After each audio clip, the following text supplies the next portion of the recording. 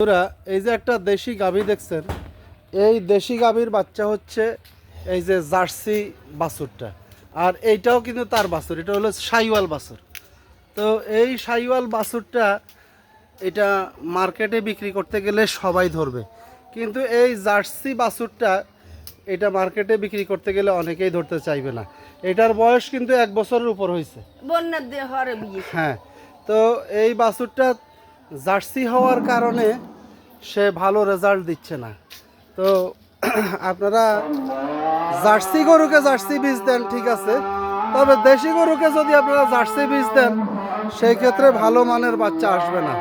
তো আমি জার্সি গরুর বিরোধী নই, তবে জার্সি গরু দিতে হলে আপনাকে এটা মেনে নিতে হবে, জার্সি গরুতে মাংস কম হবে, হয়তো দুধের সংখ্যা দেশি গরু থেকে বেশি হবে। এই দেখুন, দুইটাই একই মায়ের বাচ্চা। এটা হচ্ছে সাইওয়াল বাচ্চা, বয়স 3-4 দিন, আর ওটা হচ্ছে গত বছরের জার্সি বাচ্চা।